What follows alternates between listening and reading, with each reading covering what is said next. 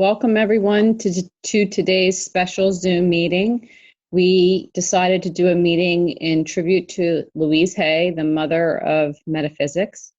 And she just passed into spirit this past week. So I'm really honored and happy that Linda agreed for us to do this. So welcome everyone. Today's call, okay. So this is a tribute to Louise Hay, the teacher and leader of affirmations. I am perfect, whole, and complete. And so many people have been touched by Louise Hay, millions of people, and many, many people have felt her leave in this eclipse energy. And honestly, I felt like the stars lit up when I heard that she had passed. I was like, wow, so many souls and so many people are just rejoicing in her life and her spirit. And I didn't feel any sadness. I've thought about her passing before and thinking maybe I would feel sad, but she has so much light that she shared that I didn't feel the sadness at all. I felt like lights were turned on, and now she'll actually touch even more people. And if anything, I could get to work in front of the mirror and do my mirror work or do my affirmations more than I do. So that's what I was feeling. Okay, Linda, so we'll go to the next slide. So I was hoping that if people have something to contribute about how she touched your life, that we can do that we might have time at the end of the presentation to do that. And, so, how she impacted my life. Let's see, I'm 52. I just turned 52 a couple weeks ago. And when I was 23, I was at this major crossroads, and I think I talked about it. I'm going to take these off. I talked about it in one meeting I did before here, I think about Saturn. So this might sound familiar to some of you. So I actually was hitting bottom, right? I had been using drugs from the time I was 11 till I was 20. And then I stopped doing drugs and I was drinking a lot more, drinking between 20 and 24. And it was basically change or die. I mean, I wouldn't have lived much longer on the planet at the rate I was going. And I didn't even do half of what most people do, but with my level of sensitivity, and if we saw my chart, you would see why there's so much mercury. And it's just, I wouldn't have stayed on the planet. And I think I was sober about 3 months, and I was hanging out with this woman named Cherry. And I stayed the night at her house. And in the morning, on Sunday morning, she was playing this meditation tape. And it was so soothing. And I said, wow, what is that? And she said, oh, here, this is Louise Hay.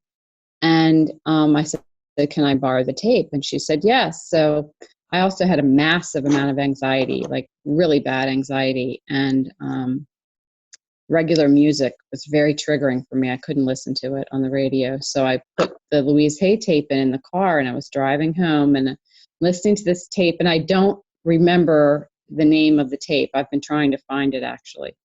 They don't sell the cassette tapes anymore. But so I'm listening, and it's all about like loving yourself and forgiveness and all this stuff, but very practical too. And she says, and you chose your parents. And, I'm a Pluto 4th house person with Uranus, Venus opposing Saturn, Chiron squaring the nodes. Okay. I was like, are you freaking kidding? I didn't choose my parents. But she was the first doorway opening into me taking some level of soul responsibility for what was going on in my life. And even though I did have like past life memories and stuff when I was younger, after doing all those drugs and all the trauma and all the stuff that I had gone through, that stuff was buried really deep, and I was really caught up in a massive amount of resentment. And so even though I resisted what she said, this other part of me thought, well, you know what though? I'm so calm listening to this woman it was so apparent, the transition or the change that happened within me when I listened to her. I felt so much calmer. There has to be some truth in what she's saying. And then the same woman that gave me the tape took me to a Unity Church, which is a New Thought church, and I started going there, and they were very steeped in 12-step consciousness and recovery, and Louise Hay, and all this beautiful work, metaphysical work, and everything just started unfolding for me. And so I listened to Louise Hay regularly, and just she was a huge, huge part of me changing my life. I mean, that was the light bulb that went off, that the doorway changed. The doorway opened for me. Okay, Linda, let me see. Can we go to her? Yeah, her chart. Okay, so I made some notes, and I'm not going to talk about it just from purely EA, except, so I'm just going to kind of move around a little bit. But the first thing when I look at her chart, look at all that Libra in the third house. So I guess if we know more about her life, if we'd gone through the slides first, and we will, she has this huge publishing company. She's done all this beautiful, amazing work in the world, helping so many people. And so third house, Libra, Gemini, third house. So she's a communicator of love.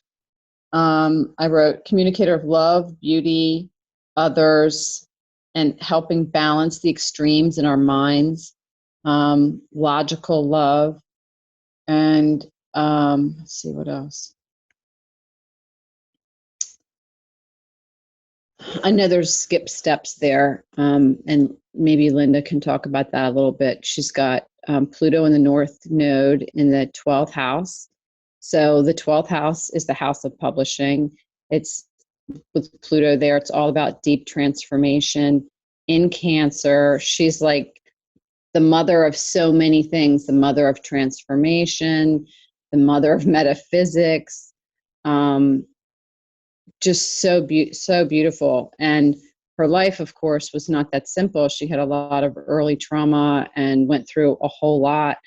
And after the talk with Jason the other day, you can see that Ceres there is squaring her Pluto. And she did go through sexual abuse and a lot of early trauma that she carried forth. And then she turned around and healed herself and used all of her life story and all of her pain and all of these things that she went through to heal herself and help others heal, because she told the story and then she was able to bring forward all this love. She got cervical cancer, which is also, I would say, that Pluto Ceres square, Saturn opposing Mars in that T square with Neptune and Jupiter. That speaks to her early life and the South Node in Capricorn. And Chiron at the top of her chart in Taurus, Chiron and Taurus, right at the top of the 10th, that her MC. I mean, how beautiful. That signature right there is so Louise Hay, right? Empowered medicine, loving yourself, completely self-reliant in, and she was like such, what's the word? She was like the queen of healing, and in that 10th house, and her whole career was based around healing and turning all of her wounds into medicine and then sharing them with the collective. And it just keeps repeating the whole theme in her chart. And Jupiter in the 7th house, retrograde. She's, what did I put here? I wrote it down. Teacher of the unusual, bringing love to large groups, to humanity, helping them change. In retrograde, she's doing it her own authentic way, in a big, big way. She touched so many people. And opposing Neptune, stepping into love, learning to love herself, putting herself first, and kind of weeding through the illusion of the pain or loss of love, and choosing the higher road. And she did that over and over and over, and empowered herself and so many others. Let's see. And then that Chiron is opposing Mercury and the moon. And what did I write? She was the mother of many, mother of love, mother of transformation, mother of metaphysics. There's so much that could be said there. Let's see, Saturn, Scorpio. Yeah, I think that's all I'm going to say about our chart. And Linda, if there's more you want to say after, there's some beautiful themes there. Wendy, would you like us to look at the chart now? This one? Sure, if everybody wants to, or we can do it after. We can go through the slides and do it after. All right, then let's do it after. So we'll just go to Yeah. the next slide.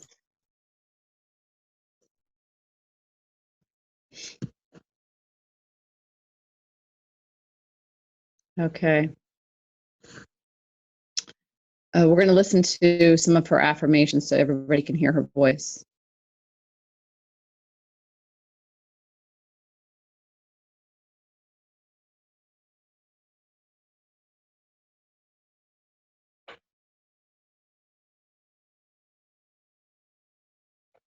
I don't think it's working.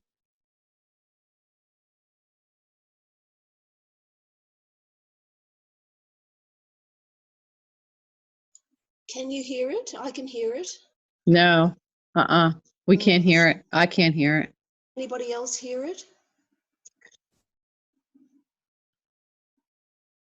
No, can't hear it at all. Oh, what a shame. Look, I'll try and insert it later, Wendy. I'll try and edit the video and insert it later. How's that? Yeah, that's fine. I was just looking for that thing I recorded. It's Okay. on my phone.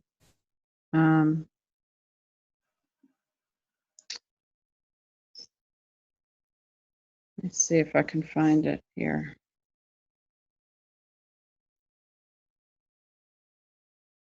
Oh, yeah, it won't let me do it while I'm on a call. No worries. Okay, So let's continue. Yeah.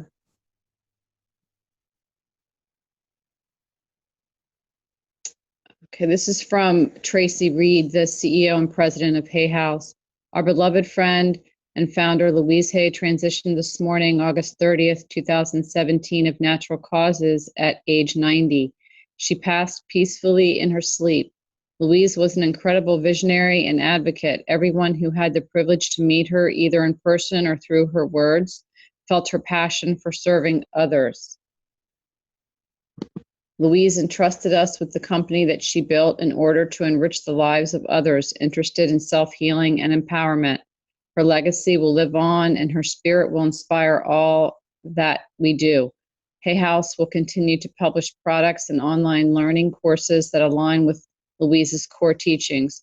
We honor her through our memories and will carry out her vision for many years to come. I know that we are divinely guided by her loving hand. And here's the timeline of her life, which is so beautiful, Linda. She was born in 1926 on October 8th in Los Angeles, California. And then in 1946, she became a model for Bill Blass and other designers in New York City. In 1955, she married Andrew Hay, and they were married for 14 years. In 1972, Louise started her studies at the Science of Mind Church in New York City. And then 5 years later, in 1977, she wrote Heal Your Body, which is later referred to as the Little Blue Book. In 1978, that's when she wrote the Little Blue Book.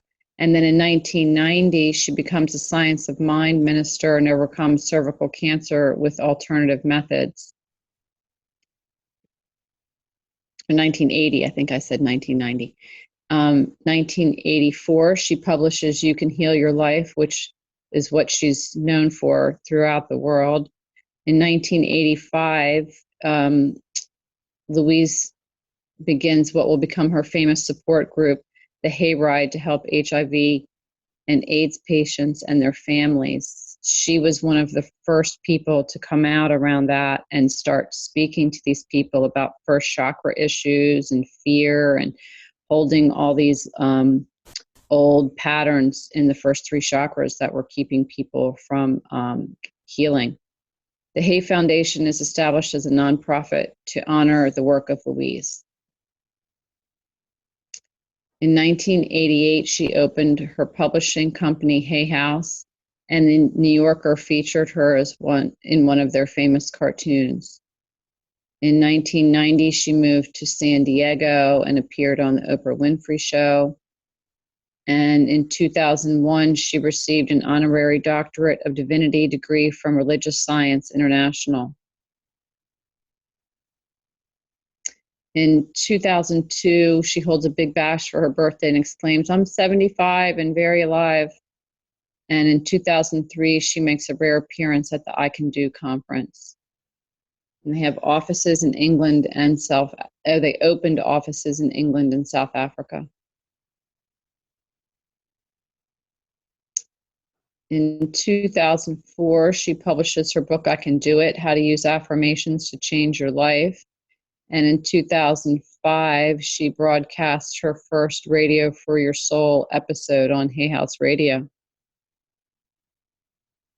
In 2006, this is a photo of her celebrating her 80th birthday. And in 2008, she's dubbed the Queen of the New Age in an article by the New York Times.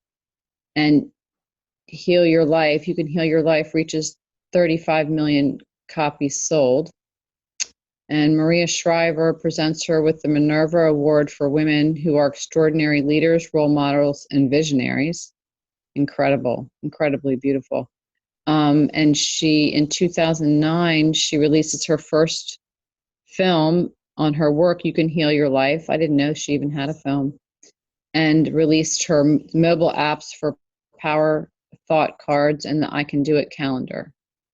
And Hay House launches its self-publishing imprint, Balboa Press, and releases a special edition of your Heal Your Life box set, which I guess is more than just her book.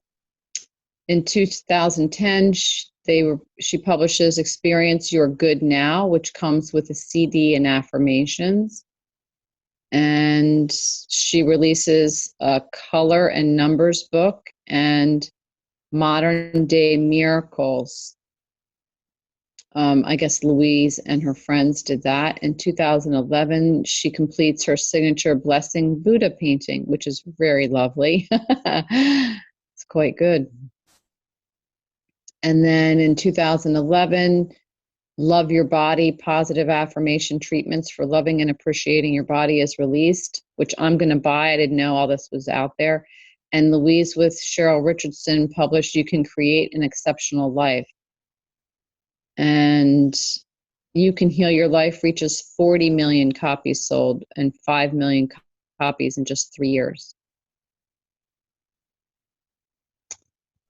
2012 was the 25th anniversary of Hay House. And Hay House produced its first series of movies, Tales of Everyday Magic. Louise is featured in Painting the Future. And Cheryl Richardson and Louise create a 4 CD set, You Can Trust Your Life. That sounds pretty interesting too, actually. And then 2013, healyourlife.com website hits 1 million Facebook fans. And her meditation affirmation app is released and goes on to reach 100,000 in just 9 months.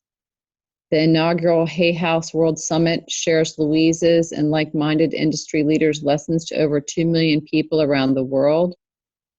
Louise Hay and Mona Lisa Schultz, which MD, PhD, write All Is Well, Heal Your Body with Medicine, Affirmations, and Intuition. Louise has 1 million Facebook fans, and Hay House compiles her work into the Essential Louise Hay collection. Wow. 2014, Louise and David Kessler published You Can Heal Your Heart, Finding Peace After a Breakup, Divorce, or Death. Louise teams up with Athea and Heather Dane to write Loving Yourself to Great Health, Thoughts and Food, The Ultimate Diet. And her first gallery opening of her artwork on video happens then in 2014, and the newly revised Hay House website is launched. 2015, Louise and Robert Holden published Life Loves You, 7 Spiritual Practices to Heal Your Life. Louise and Heather Dane published The Bone Broth Secret, a culinary adventure in health, beauty, and longevity. And 2016, or I guess in 2015, Louise Hay releases her first coloring book for adults, which I'm intrigued by also, filled with inspiring positive affirmations from Louise and beautifully illustrated designs by illustrator Alberta Hitchinson. 2016, she publishes Mirror Work, 21 Days to Heal Your Life. Louise Hay and Robert Holden, PhD, collaborate to release the Life Loves You deck card. And Louise Hay and Mona Schultz release Heal Your Mind, the prescription for wholeness through medicine, affirmations, and intuition. And then 2017, at the age of 70, Louise transitions on August 30th, 2017 in San Diego, California.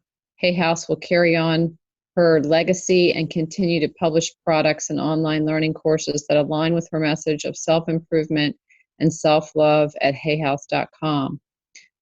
The Hay Foundation, established by Louise, continues to support organizations that enhance the quality of life for people, animals, and our environment.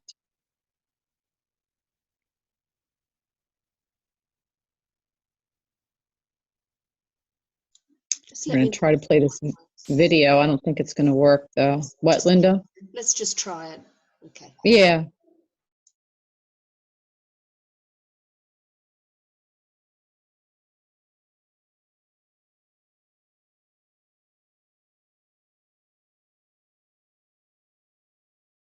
I'm surprised it doesn't work.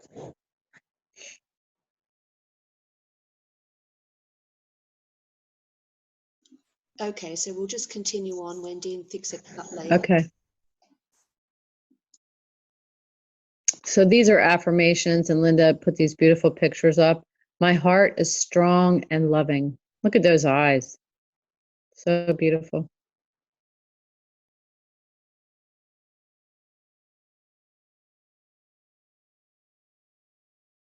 I breathe in the fullness of life.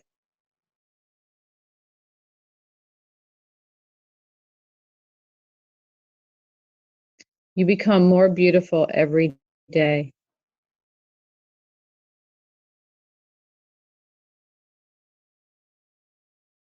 I look and feel fantastic.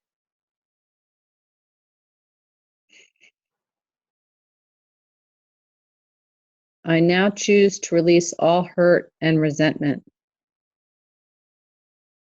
Love that green.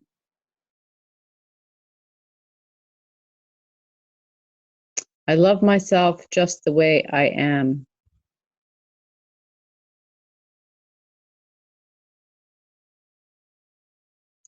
Your future is always bright.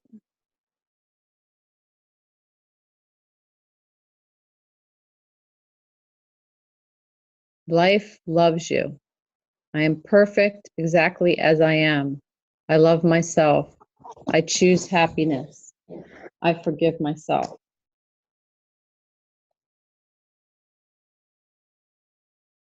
I am good enough.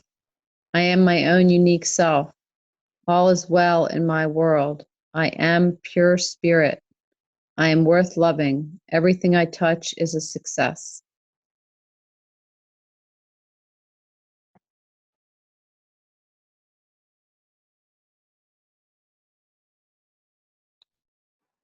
Thank you, Linda. Okay, Wendy, thanks for that. Here we have Louise's chart in the inner wheel and her death chart on the outer wheel. This is not the exact time of her death. She died in the early hours of 30 August 2017, but I just set the time to her actual birth time. So, but of course the transits are accurate, except for the moon. We don't really know what the moon would be. So everybody, please feel free to join in. Anything that you can see in this chart that you'd like to share. To the videos.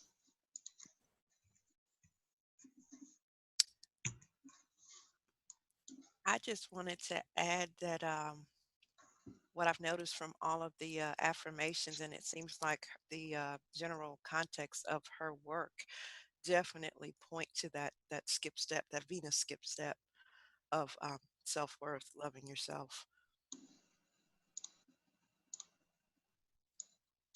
Yes, absolutely, Wanda. Yes, so let's look at that Venus skip step. So if everyone can mute themselves so we don't get the feedback, and just unmute yourself to speak. Thanks. Okay, so we have Libra in the 3rd house, and of course that's the house of communication.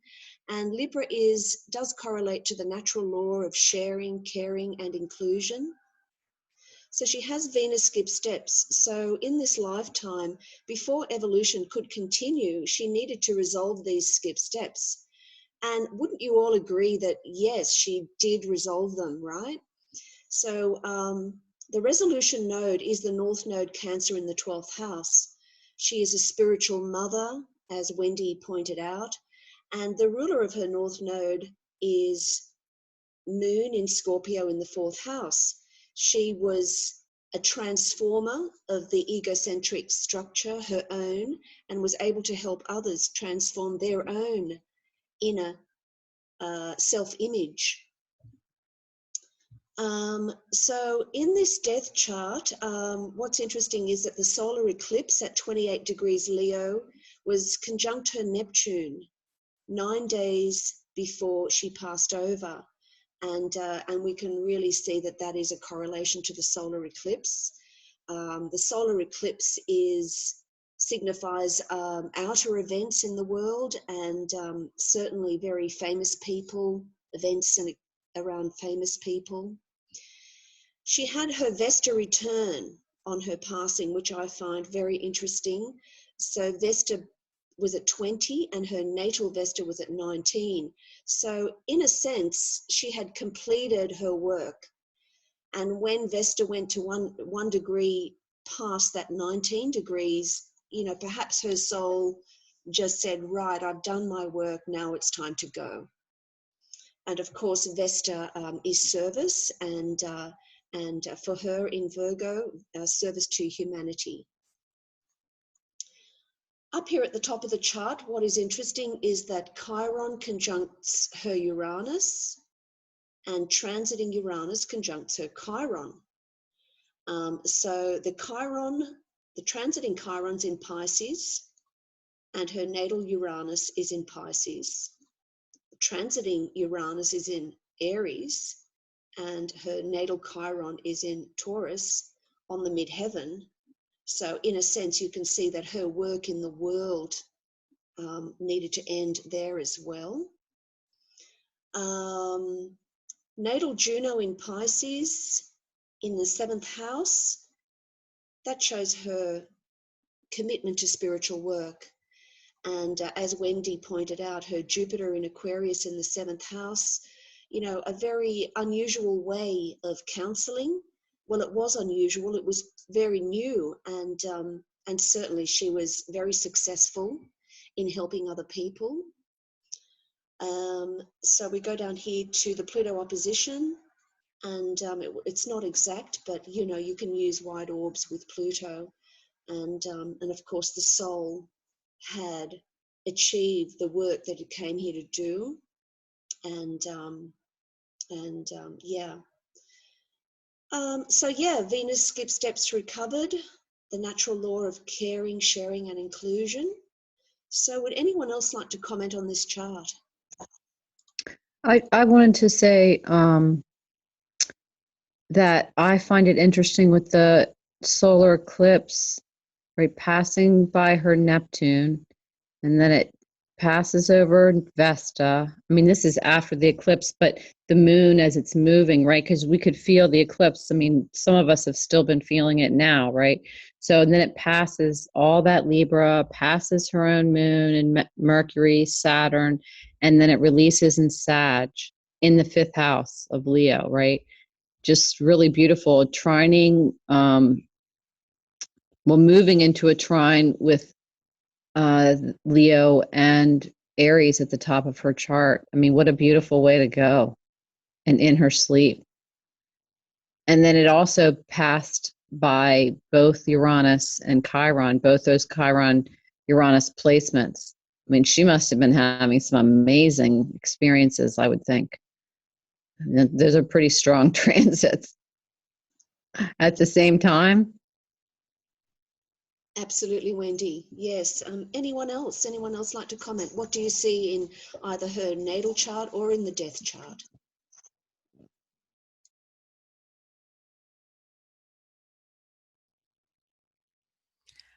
I like that Jupiter in the natal Jupiter in the seventh in Aquarius, kind of that liberating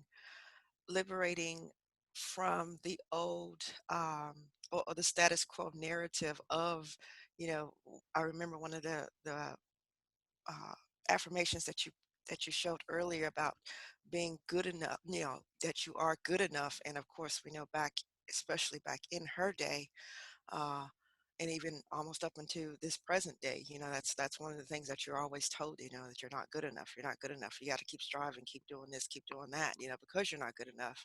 And that was her main, um, thing of saying that you are good enough. So and that would definitely, I think, point to that Jupiter in Aquarius as well.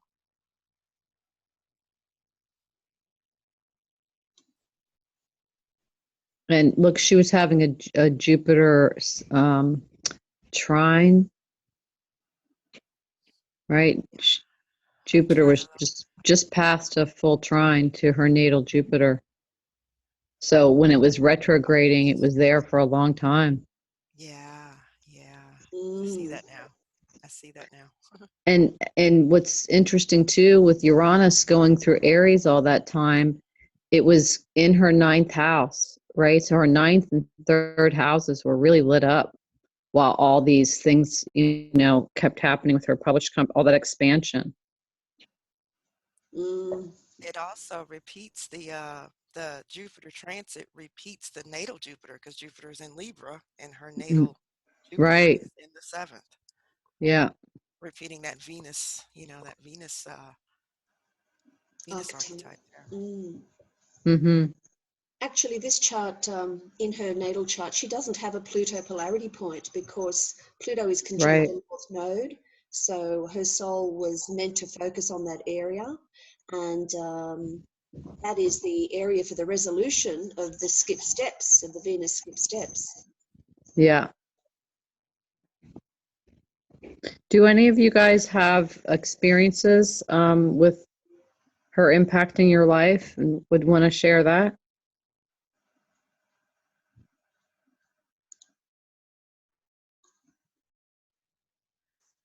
I don't know a whole lot about her. I've only heard, various, maybe a few of her affirmations here and there. So that's pretty much the purpose of me being here, to learn more about her.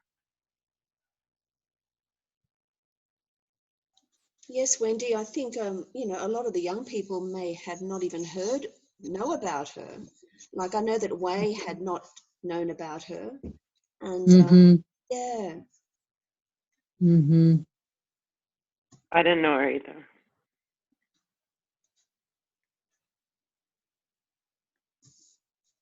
Yeah, I think if 1990, that's almost 30 years ago when I was first introduced. 28 years ago, I was introduced to her. And that's when I started having these awarenesses. No, 27 years ago was when it happened. And she was already doing pretty significant work at that time. And that's when, at least for me, the Adult Children of Alcoholics movement was coming forward and all these affirmations and meditations. outside of like pure yogic, kind of meditation, where people were taking their own health and recovery into their, into more of a chironic experience, right? And out of religion and into spirituality, and really teaching themselves and others how to heal, really heal. And I know this one therapist that I was seeing had some conflict with Louise Hay. She was like, she's just telling you to like say all this positive stuff when maybe you need to really process this stuff. But the one thing about my experience with Louise Hay is that she lived it. She went through all this difficult stuff, and she also healed herself from cervical cancer and all of these things using positive affirmation. She was not a Pollyanna. She was a tough love chick. I mean, you couldn't get anything past her. She would always put it back to you to take responsibility, but she did it in a very mindful, loving way. So if you listen to any of her recordings, you'll hear that in her talks. Very powerful. Yeah, Wendy, I just really loved her voice, very soothing. And I've been listening to her affirmations for years, many years, but very much in the last few months. And I actually intuited that, she could be getting close to the end.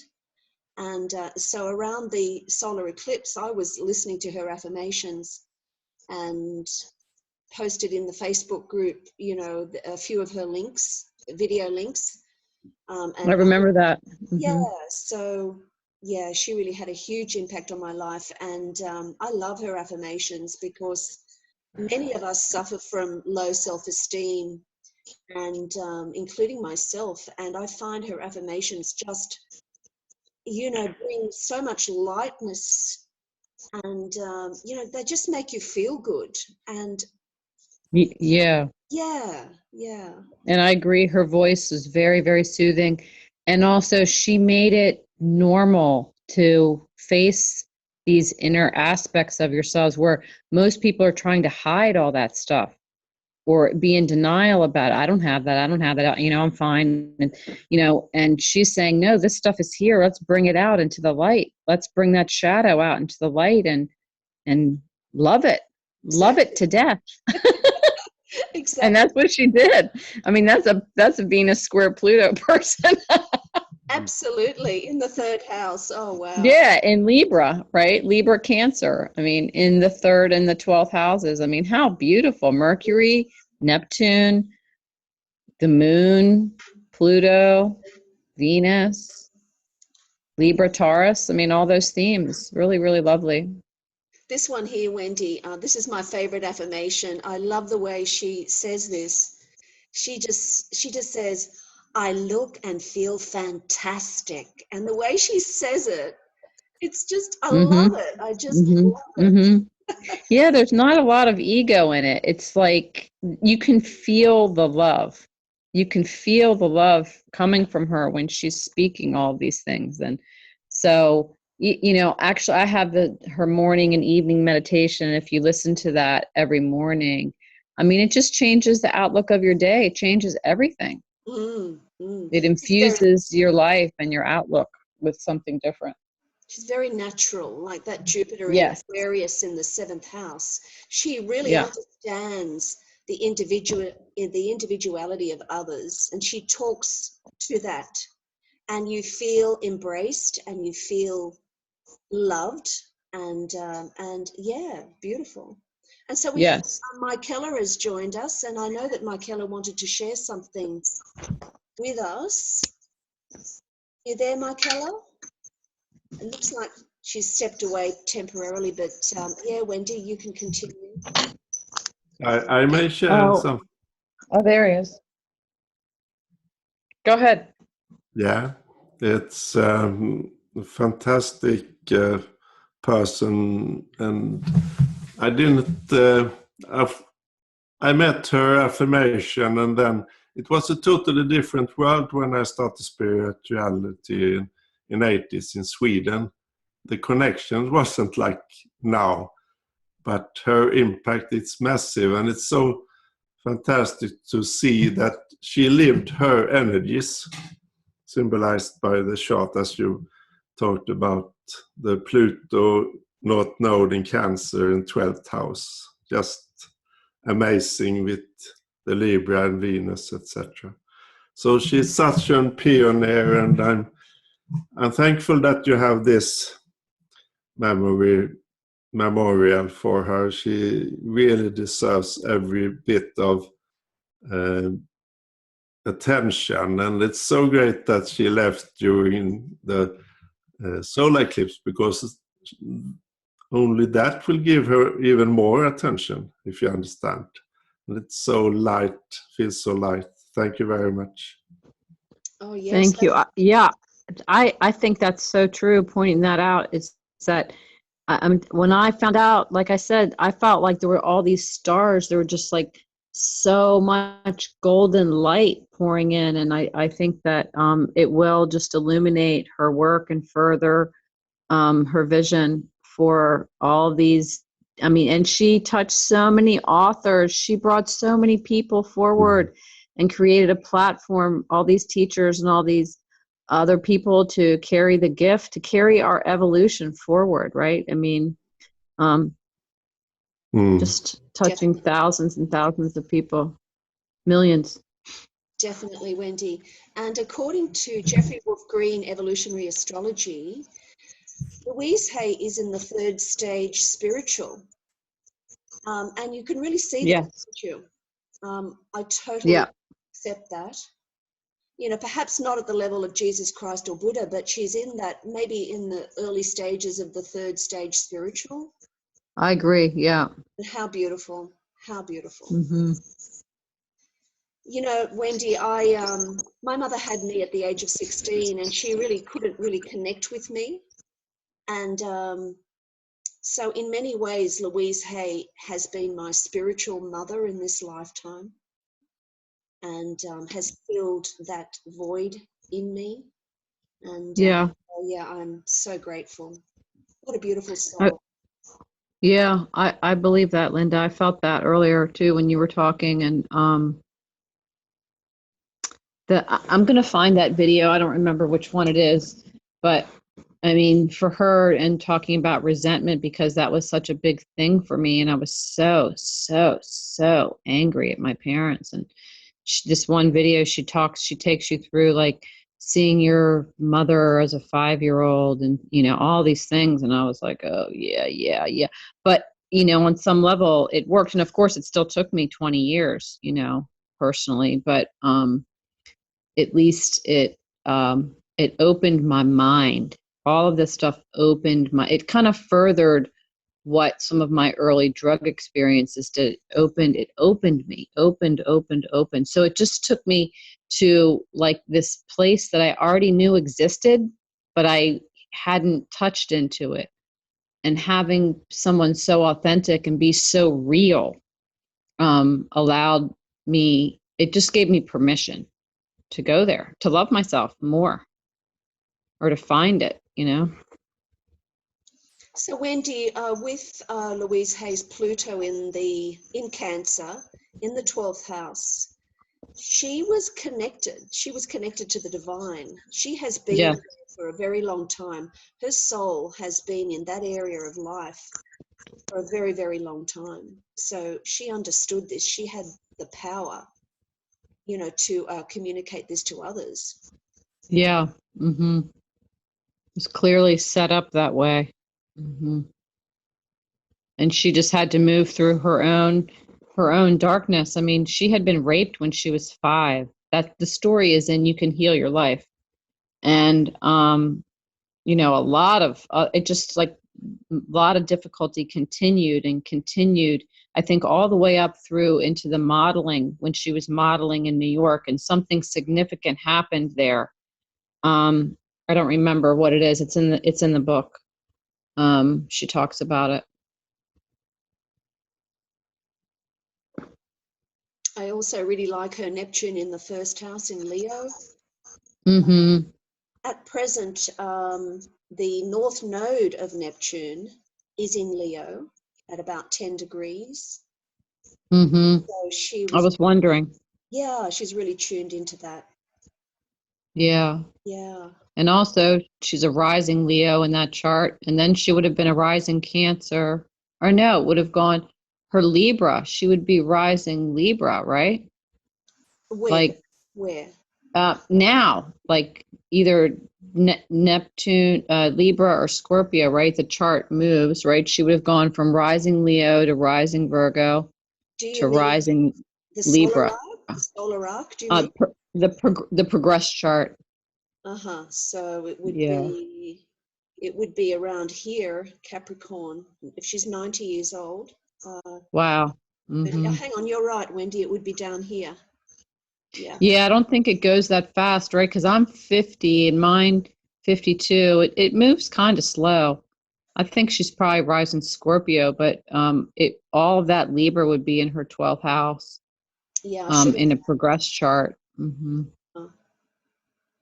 Yeah. I She had love so it. many people that loved her. That Chiron on the midheaven is just awesome.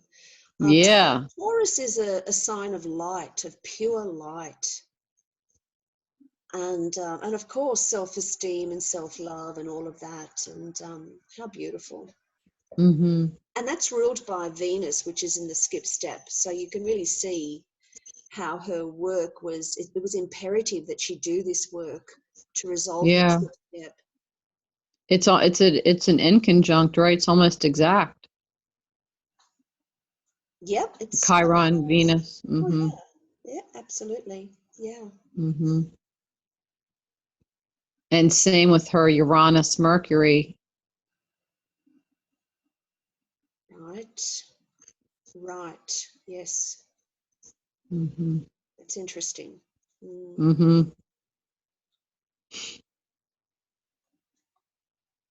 Well, thank you so much, Linda, for agreeing to do this. Feels really good to do it. Absolute pleasure, and thank you so much, Wendy, for being our host today. So beautiful, and thanks everybody for attending. So, Wendy, any final thoughts, comments? Mm. I am grateful. I am love. I am light. Thank you, Louise, for mirroring for all of us, for the whole world, the truth and authentic love. Thank you, Wendy, and thanks everybody.